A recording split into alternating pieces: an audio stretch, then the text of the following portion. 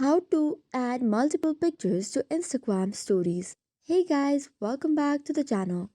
If you want to add multiple pictures to Instagram story, you can arrange it in a perfect way. In order to do so, you'll have to first open Instagram and then tap on your story.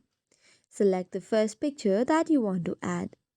Once you have selected the picture on your story, you can change its shapes or shrink it or arrange it in the way that you like. You can even add different text or any other stickers into the first picture. Now that you have made all the changes to your first picture and arranged it in perfect way, now let's move on to next picture. Go to stickers, then on photo. Select the next photo that you want to add. Change its shape by tapping on the picture and then arrange it in the similar manner which perfectly fits in the screen. Now follow the same step for another picture, and then once all of this is done, you can add multiple pictures to your Instagram story. This is all for today's video. For more such contents, do not forget to hit the like and subscribe button.